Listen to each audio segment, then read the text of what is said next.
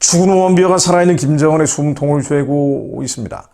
6년 반 전에 북한에 억류됐다가 숨진 미국인 대학생 오토 원비어라고 있는데요.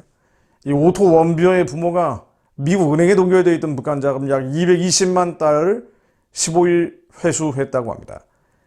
이 원비어 집안이 매우 유명한 유대인 가문이라고 하는데 유대인들의 북한에 대한 복수가 본격적으로 시작됐다고 볼 수가 있습니다. 이 사건은 북한과 이스라엘의 영적인 관계뿐 아니라 한국교회, 한민족 교회에도 상당히 중요한 메시지를 전해주는 사건이기 때문에 조금 더 들여다볼 필요가 있습니다. 이번 자금 회수는 지난달 23일 있었던 미국 뉴욕 남부연방법원 재판부 판결에 따른 것인데요. 당시 판결은 미국 은행에 예치되어 있던 북한 자금을 원비어 부모에게 지급하라는 내용이었습니다. 소유권 이전이 승인된 자금은 정확히는 뉴욕 멜론 은행에 예치되어 있던 220만 3,258달러입니다. 원래 소유주가 러시아 극동은행인데요. 이 극동은행이 북한 고려항공의 대리 대행기관이기 때문에 이 돈을 법원에서는 원비어 부모에게 돌려주라고 판시를 한 겁니다. 또 지난해 5월이죠. 미국 재무부의 해외자산 통제실이 이 러시아 극동은행이 북한 고려항공에 재정적, 물질적, 기술적 지원을 제공했다면서 소유한 자금을 동결한 바 있습니다. 이 재무부의 동결 지침이 있고 그리고 이번에 법원의 판결이 나온 겁니다. 이것뿐 아닙니다. 원비어 집안은요, 북한의 핵미사일 자금원으로 지목받고 있는 가상화폐까지 파헤치고 있다고 합니다. 또 북한에 대한 소송도 이번이 처음이 아닙니다. 아들이 세상을 떠난 이듬해인 2018년 워싱턴 DC 연방법원에 소송을 제기했고요. 법원에서 5억 달러의 손해배상액을 인정받았습니다. 이 5억 달러를 당시 집행할 수 없었기 때문에 이 판결을 근거로 전 세계 곳곳에 흩어진 북한 자산을 추적하고 있는 것이고요. 이번에 28억 원 정도의 돈을 사실상 받아내게 된 겁니다.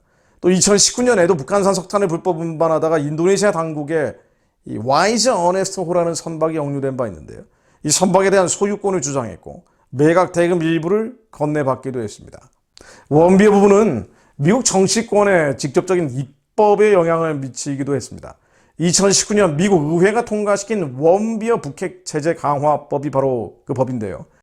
이 법은 북한과 직접적으로 관련된 자금뿐 아니라 제3자 대북 금융제재 대상 자금에 대해서도 소유권을 주장할 수 있도록 길을 열어놓은 겁니다.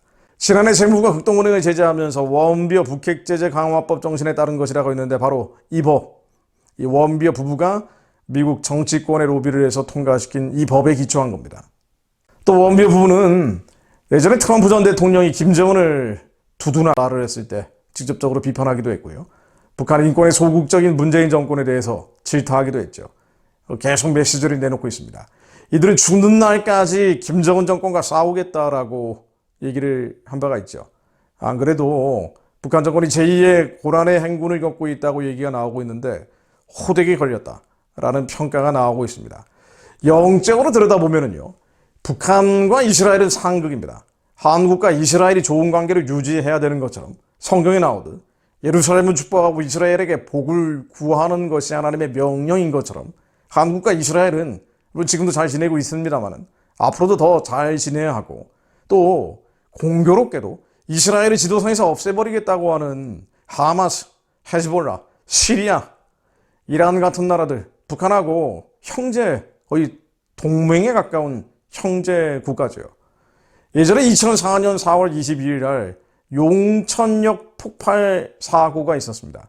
엄청나게 큰 폭발 사고였고 1850여 채 가옥이 완파됐다고 해요. 또 사망자만 150여 명이 나왔다고 하고 부상자가 1300여 명이 나왔다고 하는데 2004년에 용천 사건이 이 이스라엘이 배후에 있었다라는 후문이 있었습니다.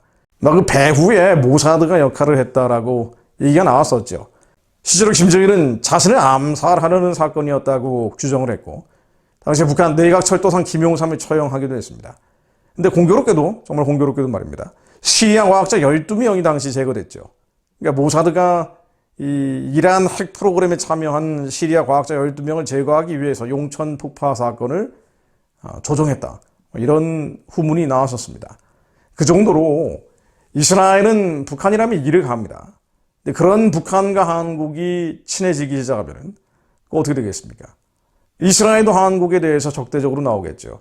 성경에 나오는 이스라엘을 저주하는, 그래서 저주받는 나라로 갈 수밖에 없죠. 자, 여기서 한 가지 더 생각해 볼 문제는요. 원비어법에 의해서 직접적인 북한의 거래 자금뿐만 아니라 3자 거래 자금도 회수할 수 있다고 했는데, 어떤 면에서는 지금 원비어 부모, 프레드 원비어, 신디 원비어 부부가 아직까지는 포착하지 못하고 있는 가장 중요한 북한의 돈, 이게 대북 인도적 지원 자금이거든요.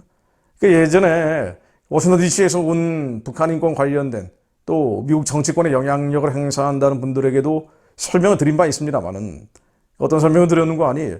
북한 체제에 들어가는 돈줄 중 가장 큰 건 지금 미국 교포교회에서 들어가는 소위 인도적 지원 자금이다 라고 말씀을 드렸어요.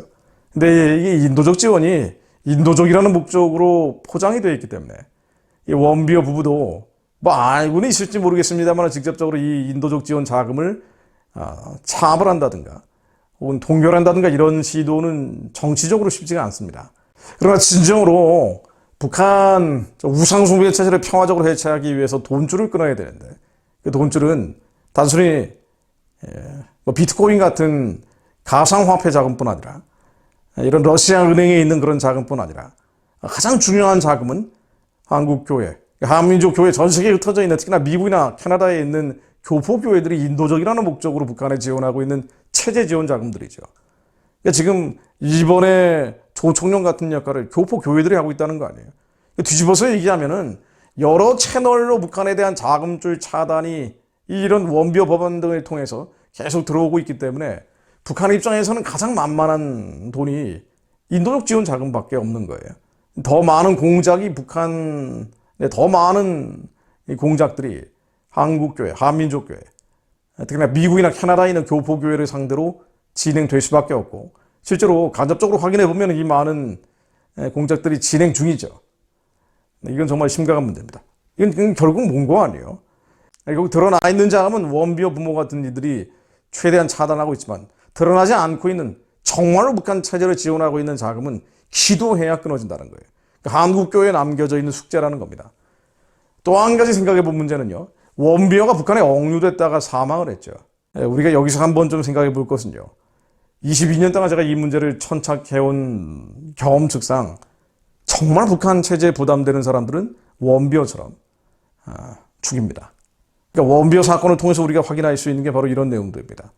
진짜 북한 체제에 부담이 되거나 적대적이었던 사람들은 예전에 김동식 목사님처럼 순교하십니다.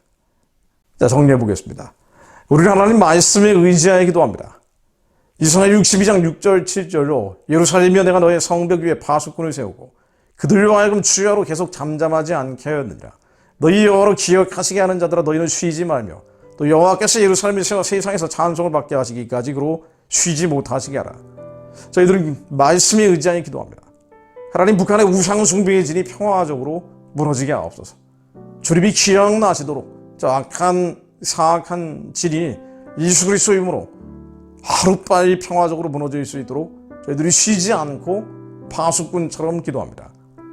저희들이 잠잠치 않고 기도할 때 하나님께서 원비어 법안을 통해서 또 프레드 원비어, 신디 원비어 같은 이들을 통해서 북한의 우상의 진을 평화적으로 무너뜨려 주실 것을 믿습니다. 저희들은 계속 주야로 잠잠치 않고 기도하겠습니다. 북한의 우상의 진은 무너져야 된다고, 2천만 노예 동족들은 해방되고 구원받아야 한다고 저희들이 잠잠치 않고 기도하오니 주님 기억해 주시오. 2천만 노예들이 하루빨리 자유를 얻게 하시며 인간으로서의 존엄과 가치를 누리는 그날이 오게 하시오. 살려낸 자들과 함께 땅끝까지 복음 전하며 영혼들이 살리기 위해 뻗어가는 그날에 오게 하옵소서. 예수 그리스도의 이름으로 기도드립니다. 아멘.